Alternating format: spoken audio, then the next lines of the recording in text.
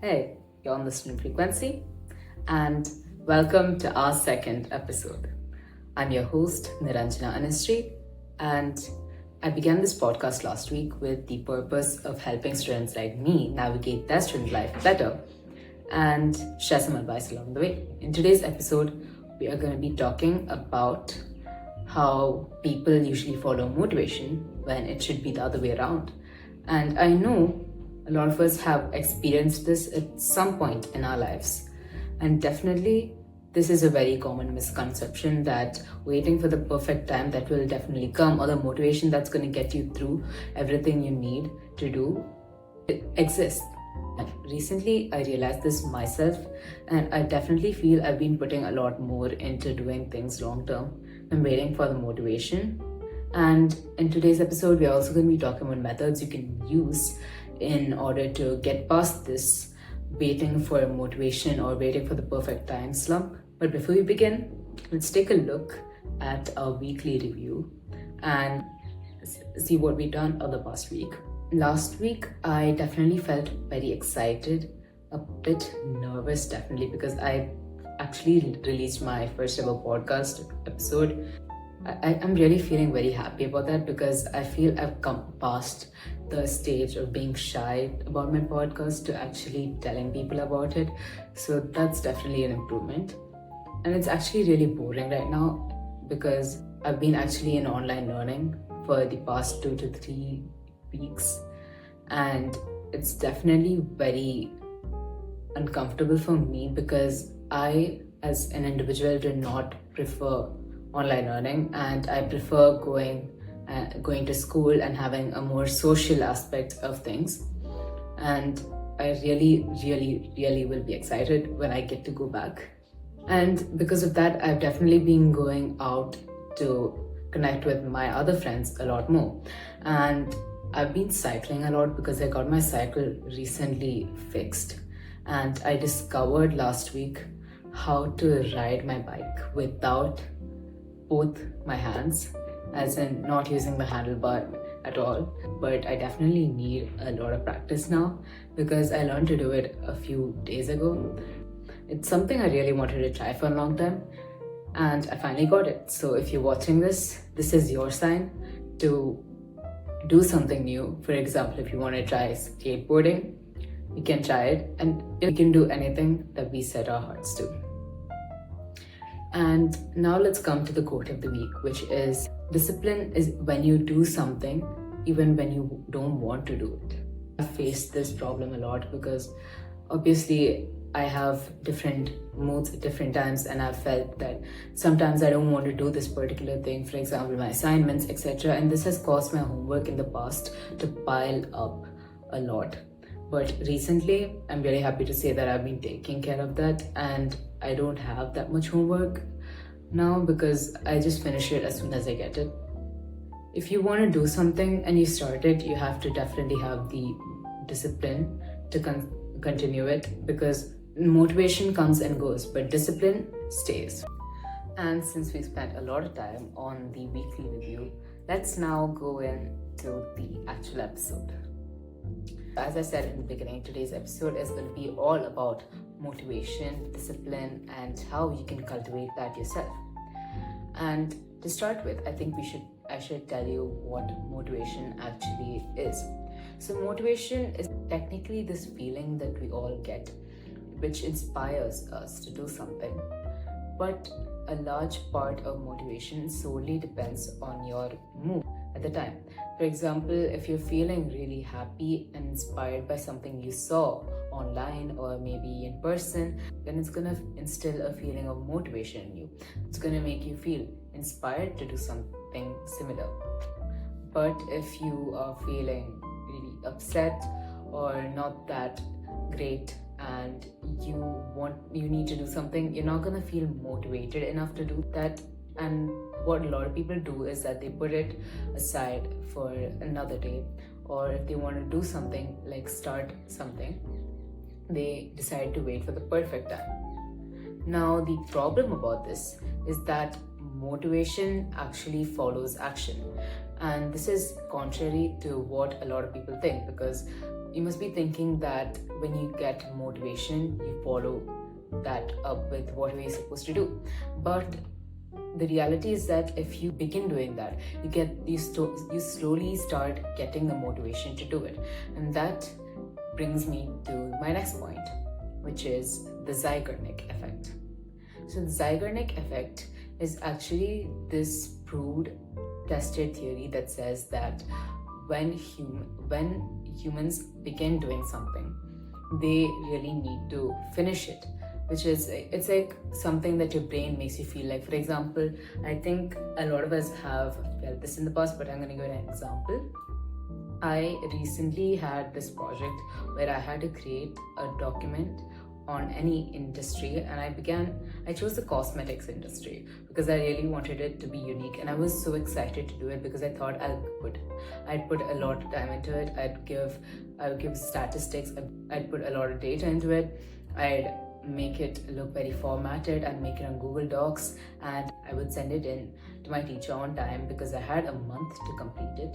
And what happened was that when I saw it, I was extremely motivated to do it because I had actually gone for an MUN at the time of the assignment being released, and I just had been involved with a lot of statistics and numbers, and I was excited to use those. And I actually began the first paragraph of the report and I dropped it. And for a whole month, I kept on putting it aside and saying that I'll do it later, I'll wait for the perfect time, I need to search for statistics. I put it aside so much that I eventually submitted it a week later than the deadline. This was what my life used to look like before I actually discovered the motivation thing. And even when I submitted it, I managed to put all the statistics and all the data I wanted to originally encrypt into it. I still did not meet the deadline, even though I had a whole month to do it.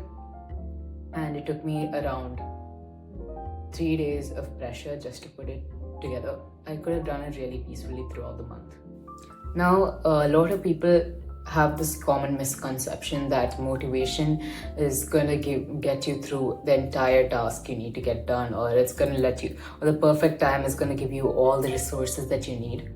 But that's not true, because there is no such perfect time. For example, if I kept on waiting until I had a proper mic, I had an entire podcast set up to begin this podcast, you probably wouldn't even be sitting here listening to it right now, because obviously I'm never going to have the perfect mic, I'm never going to have the perfect podcast setup, I'm never going to be having the perfect time to start something, because that simply does not exist.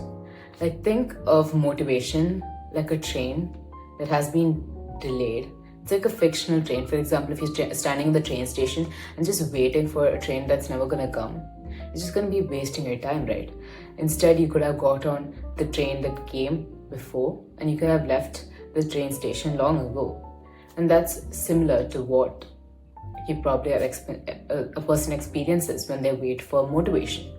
They could have boarded the train that left, and they could have followed their goals and their dreams earlier, but no, they were waiting for the perfect train to arrive. They were waiting for the perfect 5-star train to arrive, just so that they could get on that and ride to their goals and their dreams. This leads to procrastination, because when you do get that particular thing that you needed. For example, if I said that I needed a mic to begin this podcast, when I got the mic, I would have said that no, I can't begin this podcast because I don't have a proper setup. And that's actually what I did. And if you're watching this podcast right now, you can probably see the mic sitting here next to me. Now, the thing about the mic was that I actually couldn't figure out how to make it work for more than 1 minute, because it just kept on shutting off. So I have to definitely work with that. And when I was about to start this podcast with the mic, I somehow figured out that I'll do the first 3-minute video and then I'll post that first, and I could use the mic for that. But then I ran into another problem, podcast setup.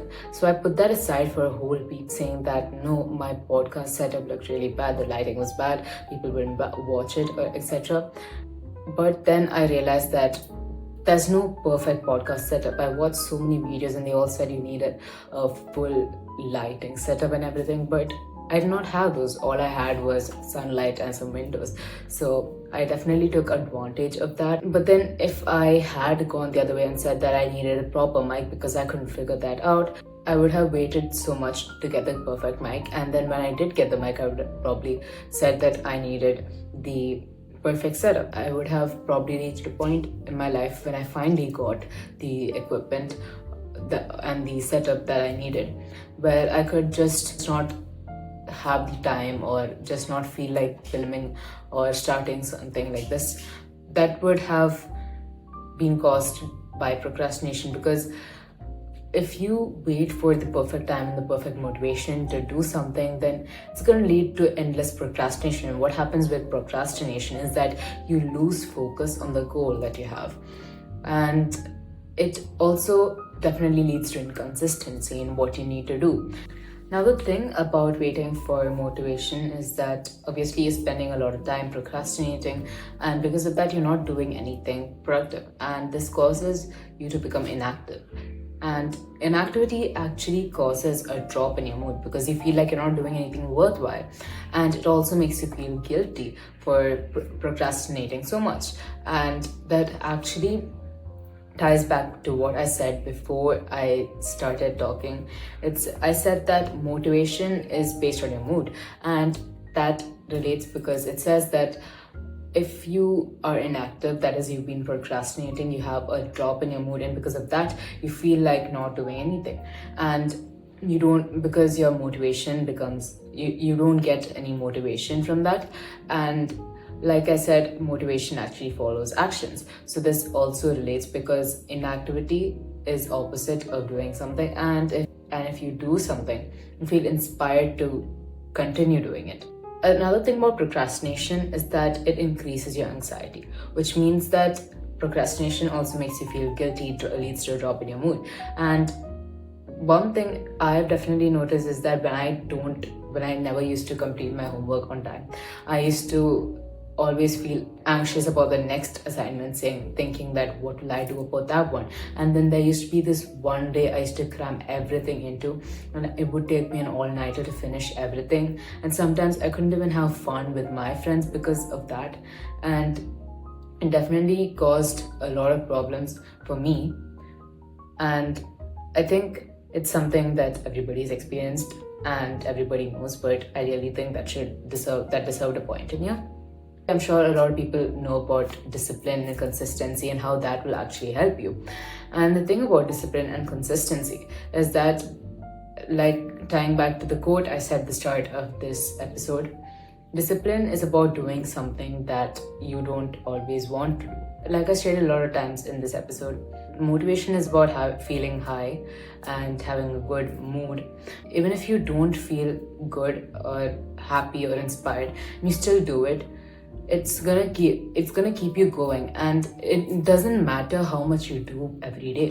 It doesn't matter whether it's perfect or if you study for exactly 3 hours a day. If you study for even an hour on some days or 2 hours on other days, depending on how you're feeling, you still will have studied and you will have worked to your final goal. Consistency and discipline are different because consistency means that you do something even if it's small every day or on a regular basis, so that you can strengthen your work towards that goal. And discipline means making yourself do that every day even if you don't feel like doing it. For example, in the future, I might hit some days that I don't want to go out and cycle. And definitely that's been a really big part of my current life. And if I give up on that, that's probably gonna contribute negatively to my fitness. And that's why I would need consistency and discipline. One main thing that people also do is that they always think that procrastination is about time management. Now, while this may be true for some cases, mostly it's not true because, like I said, motivation depends on your mood. So, procrastination in this case always refers to your emotion management. So, I know that there are people who say that I'm gonna do this when I feel like very motivated, but then a lot of people often have mood swings, and this can cause your motivation to run out very easily. And since you can't manage your emotions as well, for example, I know that a lot of people have anger issues, and sometimes you just can't manage them, and that is going to negatively impact your ability to be productive because you just stop feeling like doing something. If you feel angry because you start feeling upset, some people feel frustrated, some people just feel sad, and all in all, it's just like a negatively impacting emotion, and it's gonna largely impact how you do things. Now, coming back to discipline and consistency, consider doing something as a radio signal. If your radio signal is clear in 1 second and then static the next for a long period of time, it's gonna cause the signal to become unsteady and very choppy, and that's gonna make your experience with the radio really bad. But if the signal was clear all throughout, that would help you listen to that properly. I know in today's world, a lot of people don't listen to the radio like in the past. But whenever I go for holidays and I meet my grandparents, my grandmother has this big radio in the kitchen that she listens to. And I think this connects so much to me because of that, because I definitely have experienced that firsthand. And sometimes there are shows that I just can't listen to because there is so much static in it. In this episode, I also talked about how people feel the Zeigarnik effect, that is, when they start something, they need to finish it. There's another effect on our brain, and I do not know if it has an actual name, but definitely this is something that all of us can relate to, even subconsciously, because if do you remember the time your parents probably told you, if you wash the dishes, I'll give you this much money, or I'll give you something, or if you did this thing properly, or if you scored a particular grade on your exam, I would buy this, or I'd give you this much. Well, I'm pretty sure that made you work hard at that task and complete it perfectly most of the time so that you could get the reward. Now, the thing is that research actually shows that people actually work harder for something if they anticipate a reward at the end. And like I said, a lot of people have experienced this, and you can also use this. For me, it was definitely when I asked my parents told me that they'd give me an Apple Pencil if I got about a 95% average in my exam. And because of that, I worked really hard on that, and I'm happy to say I actually did score about 95. I got around 97%. I got a 98% average, and because of that, my parents did get me an Apple Pencil, and that was definitely one of the times that rewards actually helped me work towards the end goal, because it made me anticipate the reward, and it did not make me feel like I was doing the studies just for the exam. It made me feel like I would get something physical in return. Now we're going to be talking about methods that you can use in your daily life that will help you long term, and that's going to help you get over waiting for motivation or the perfect time, and it's going to help you build more consistency, clarity, and discipline in your life. So the first thing is the 5-minute rule, which is basically tell yourself that you're going to do that particular task for just 5 minutes, and you'll be surprised if you start doing something for 5 minutes. Like I said, we have the Zeigarnik effect, and when we start doing something, we feel like we need to finish it.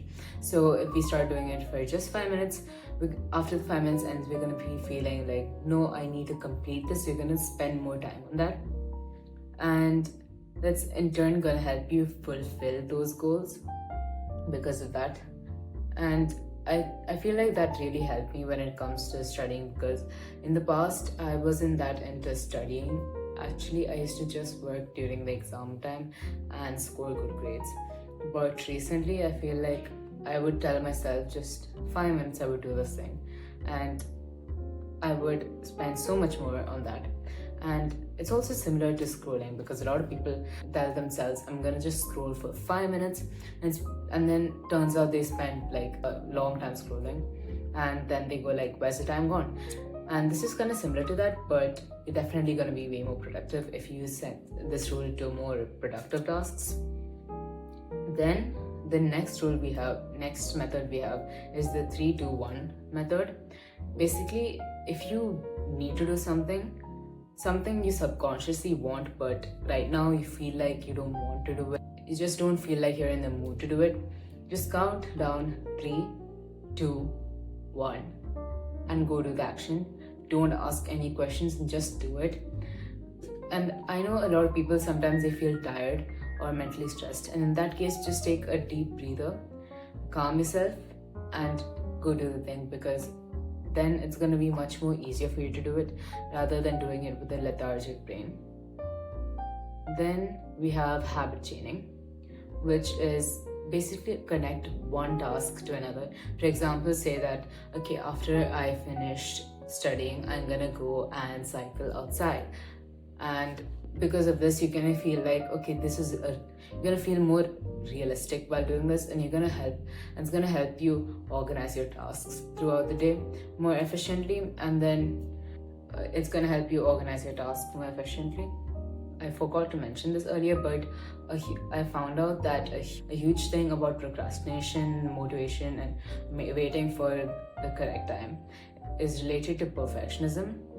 Now, I know a lot of people, including myself, have often felt that everything needs to be perfect in order to be good, but obviously that's not the case. And the method I suggest you try for that is the okay for stuff method.